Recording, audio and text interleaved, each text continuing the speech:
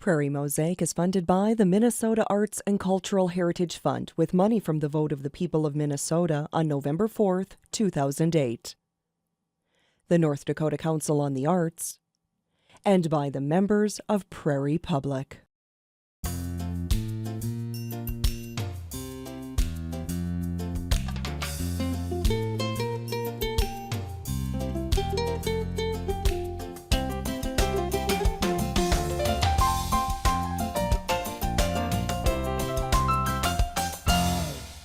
Hi, I'm Bob Dambach, and welcome to Prairie Mosaic, a patchwork of stories about the people and places that contribute to the arts, culture, and history in our region.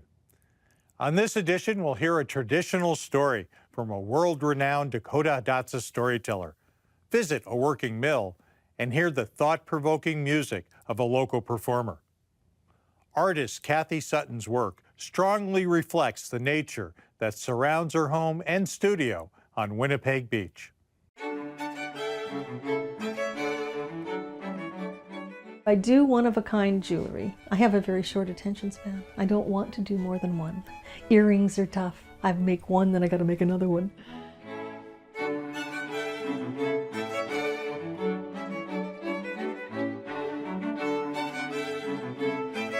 All right, I'm gonna light this dangerous torch. It's just really a plumber's torch, but I find it works really well, and it's good and hot. So now, I'm going to gently heat up this copper. I like to use precious metals, so I use silver and copper and gold. And my designs are generally organic in nature, so I have rounded edges. For the most part, there are some squares and so on. I like to make sure that they are very unique looking and really high quality in the construction. So I'm pretty careful with how they're made. But the look is always unique and always different, and just a lot of fun. It's exciting, eh? It started about 3 years ago, 3.5 years ago. I took a lampwork glass making class. And I really enjoyed it. It was a lot of fun. And I liked the idea of the beads being small. They didn't take up a lot of space. And they were useful. You could make things out of them. Unlike some of the other art that I've done in the past where they're big things. So the beads are nice and small, and I enjoyed making them. And then once I had a bunch of these beads, I started thinking, well, I've got to do something with them. So I started making beaded bracelets and necklaces and earrings using silver and using brass and using copper. And that led to getting a little more involved, starting soldering my rings together so they were more secure and not going to come apart.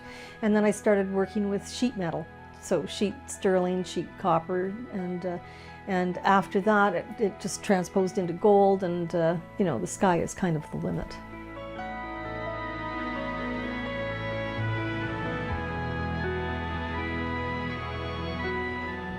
I would say nature is a big influence. I find a lot of the pieces I do are earthy colors because I use copper and silver and gold, so they're very earthy colors. My designs tend to be natural shapes. I use my lampwork glass that I make that tends to be really organic as well. I like to use amber colors, and I like to use gemstones such as agates and jaspers and labradorite. It's a beautiful stone. It makes me think of the Northern Lights. It's just gorgeous stone, and you turn it and it gives beautiful lines and shimmers. They're all from the earth. So my designs kind of fit with those kind of stones. There's other things that influence too. I once made a piece of jewelry based on a chair. The lines of a chair, the back of a chair. I loved the way the lines moved. And so I built a piece of jewelry that, in my mind, represented those lines. So you never know where your inspiration's going to come from. It's just all around you all the time. And I'm piling up little bits of sterling silver.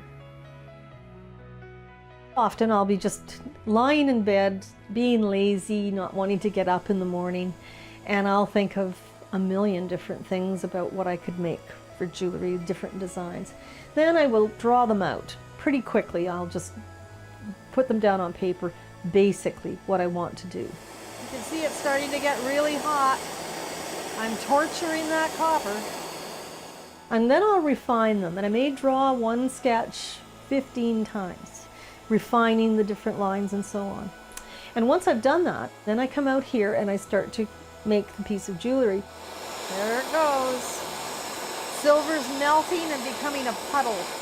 I let myself play with it. So it kind of takes a life of its own on at that point. Oh, burn through. And that's okay too, because I'll do the other one the same way. The next step for this is it's got to go into what we call pickle.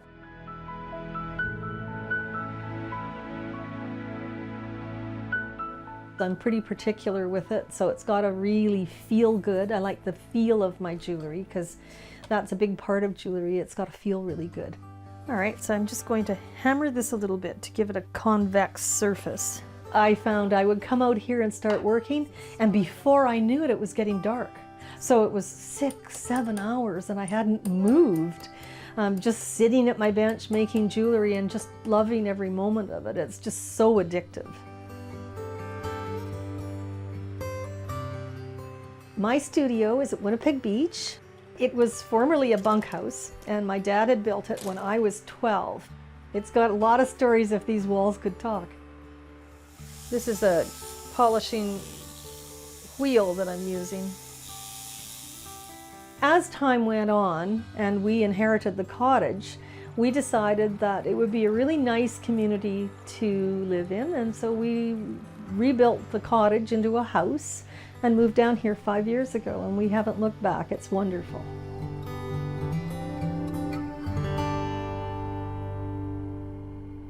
Mary Louise Defender Wilson grew up in a family of Dakota Hidatsa storytellers on the Standing Rock Reservation in North Dakota. Today, she'll tell us a story about the woman who turned herself into stone.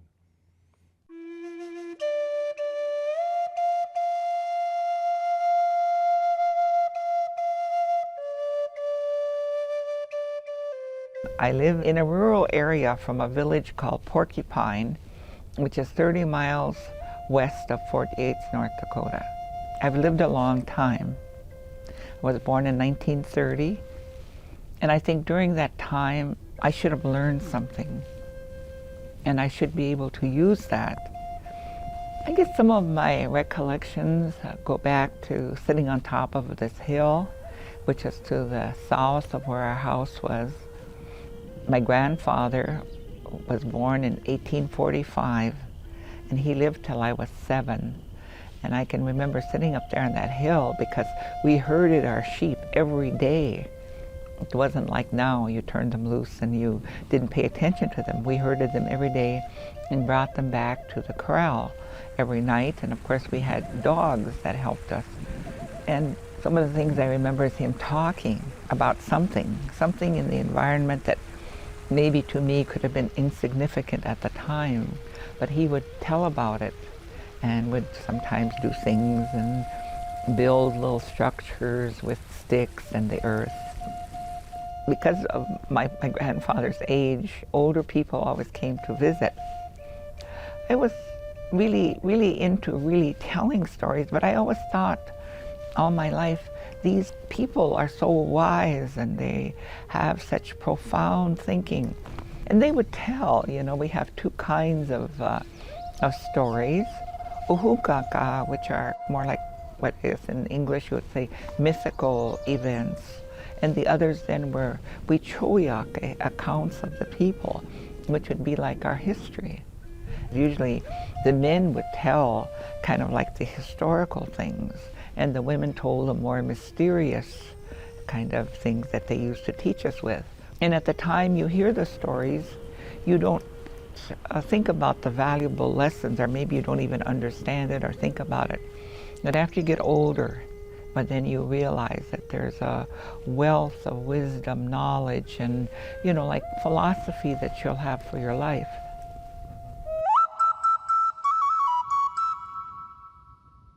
The woman who turned herself to stone, she went through all of her years. She got to be a teenager. And then her family began to think that she should have her own family and live in her own lodge. And they began to talk to her about that, but she said, I'm going to live in a different way, she said. But they insisted, and they arranged a marriage for her because she was a very desirable person, a hard worker, kind, all the things that we value. So she married this man and went to live in her own lodge. Then she came back, and Grandma said, "Tuki tayani chuashni hai." Goodness, she said, "Isn't he good to you?" Unchi wichashaki washtena tayama kua. Grandmother, she said, "He's a fine man, treats me very well, but I told you I'm not meant to live like everybody else." And she left the lodge. It got to be toward evening, she didn't return. And Grandma got concerned. She said, "She's not back. It's kind of bad. And she's not like that. She should come back." She never came back. The next morning, then Grandma said, "We have to go search for her." So she gathered all the relatives and friends, and they went off in the 4 directions to search for her. It was getting toward evening, and there's this little hill, and Grandma said, "Ma hetrakoja e." That's my grandchild. She was so happy. I can tell because she's sitting properly. So she ran up the hill, and she embraced her granddaughter. Here she could feel that her hip fell like stone. "Tuki, takoja tonik shahe." "Grandchild, what's wrong with you? What's happening to you? We'll take you back to the village and maybe somebody can help you. You feel like you're stone." "Grandmother," she said, "I told you I'm supposed to live in a different way. And I'm turning myself to stone so I can stay out here forever. And all of these creatures that I think a lot of will all come by me. The coyote will come by and maybe rub up against me. And the birds will come and sit around me." She named all the creatures because I think that they really are powerful and they're so good. So I'm going to become stone. But before I come stone, I'm going to tell you something. If you ever have troubles, problems, bring me something that has a root and put it beside me. Tell me what it is that you're having difficulty with. And if I can, I will help you. She said that, and she turned to stone. And that's the end of the story. Pickwick Mills houses the largest flour mill in Minnesota. Its style and rich history captures the fascination of people from all over the world.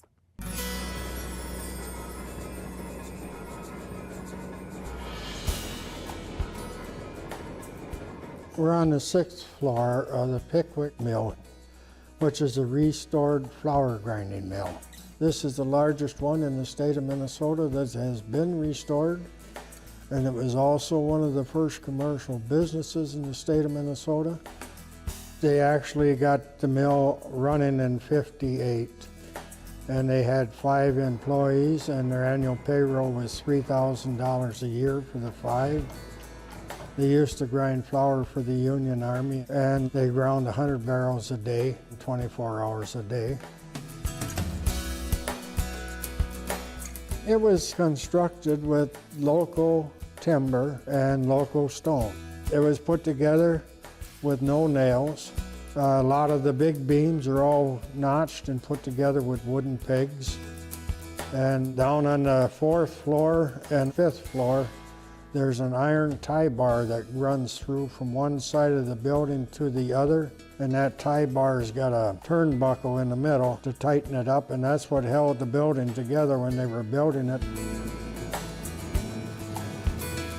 Down on the 3rd floor, there's a scale and a hopper, and they unloaded the grain into that hopper, and it was weighed. Once they weighed it, they opened the door in the bottom of that hopper. Everything went to the bottom floor here, And there's bucket conveyors that carried everything all the way up to the top floor. And then it goes across the wooden auger over here. And then it starts its journey back down. It depended on which way they wanted to go with it. And it had to make the trip back and forth more than once. When they used grinding stones, it actually had to make the trip about 4 times. When they used the roller mill, it just had to come up and go down to whichever mill they wanted. And then it got sifted out, and then they had their flour. Back during the war years, a lot of that equipment out of some of these mills got scrapped out for metal for the war. We were fortunate this one did not get that depth, mainly because they were still grinding livestock feed here. The equipment was here. If we didn't have that, we wouldn't have any place to start because you can't get it.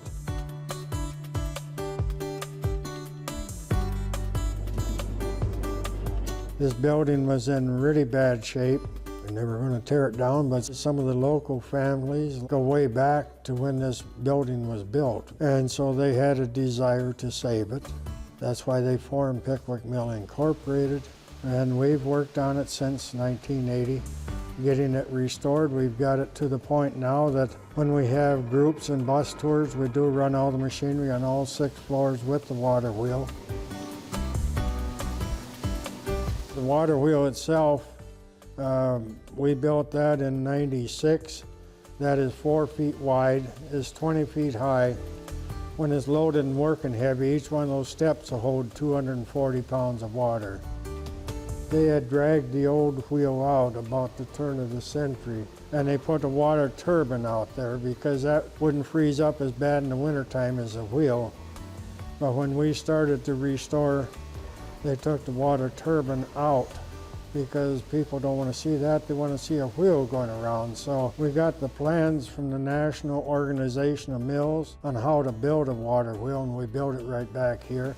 And that's where we get all the leverage to run all the machinery on all 6 floors. We just run everything for display purposes. We do not grind. If we did, every mouse in the country would probably know about it. We get a lot of school kids in here, and we do get people in here from all over the world. But if you speak slowly and use your hands, we usually get by pretty good. A little over a month ago, we had an international group here from 6 different countries. That's all they do is go around and tour mills. The best part was when they sent us a thank you note, they sent it in 6 different languages. It's done with volunteers and donations. We've got 240 members. I try to keep volunteers lined up because we're open 6 days a week here during the summer. We do have several local people that do volunteer to help us out. The names on all the steps and risers are people that have donated $100 towards the mill. It's just a way of saying thanks for doing it.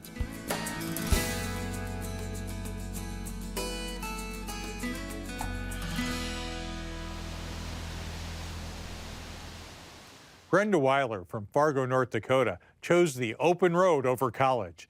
This path has led to 5 critically acclaimed albums. So this is a song off of my first album. It's called Trickle Down. There was this girl that I knew. She stood one straight about 5'2". She had big bones, but a body that could knock 'em dead. And she'd reel them in, then change her mind and reel them back again. Yeah, I knew this girl a long time ago. And she'd sit you down to talk around all the things she wanted you to know. She trickled down you all around you, so you couldn't let her go. You couldn't let her go. Not far away, and she'd listen as I'd ramble in her ear. And I found strength in her reason. Oh, I found myself in her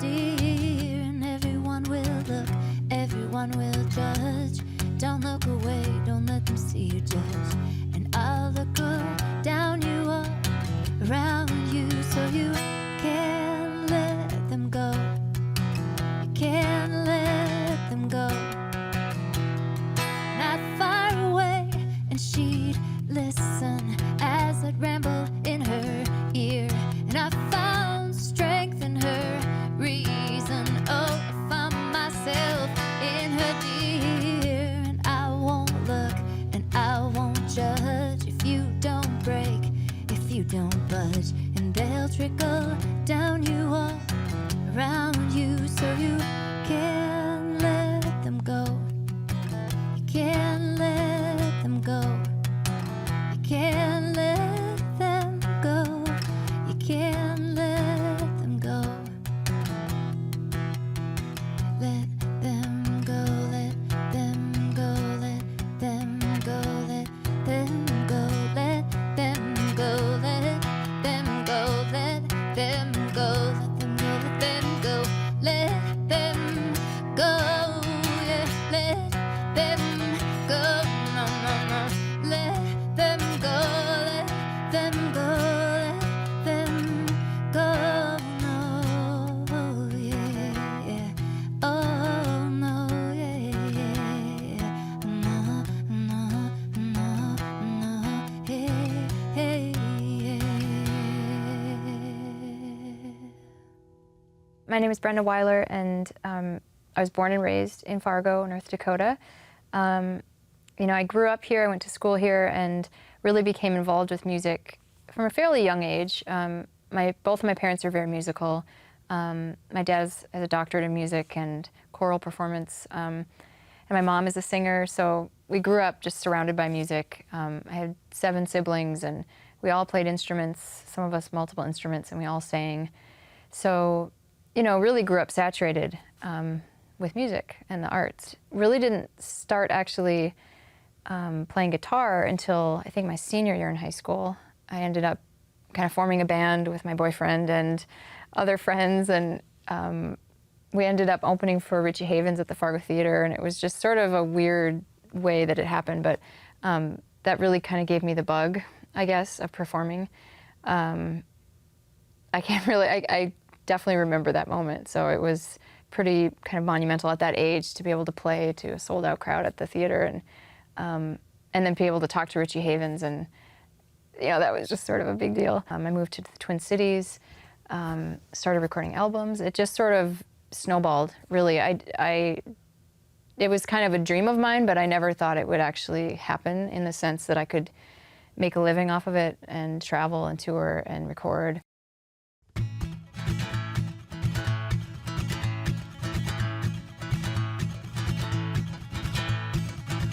I want to exchange all of my clothing and all of my jewelry and all that I own somehow.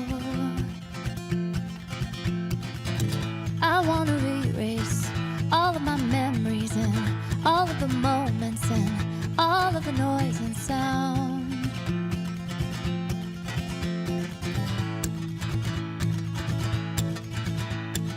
I wanna think I'm blind.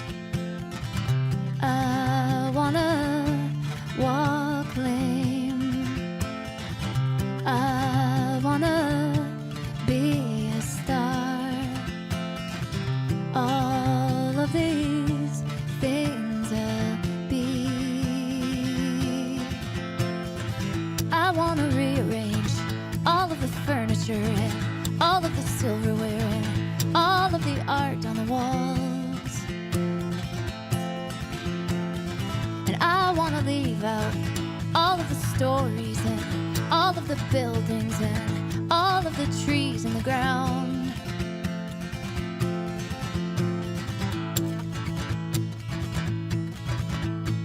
I wanna think I'm blind. I wanna walk lame. I wanna be a star. All of these things I'll be. I wanna think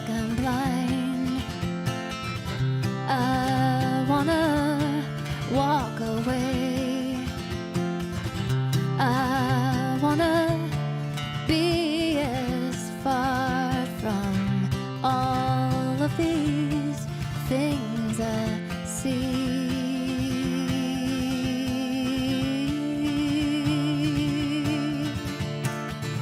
I want to exchange all of my clothing and all of my jewelry and all that I own somehow. Somehow.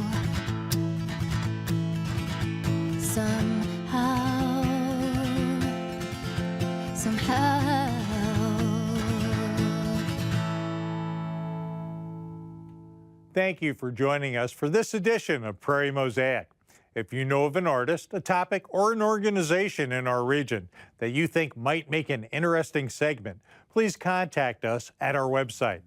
For Prairie Mosaic, I'm Bob Dambach.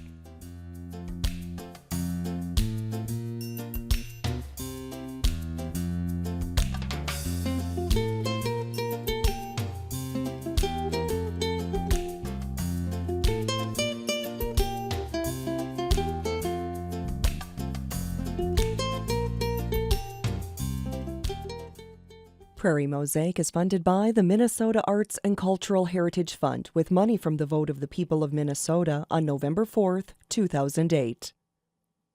The North Dakota Council on the Arts, and by the members of Prairie Public.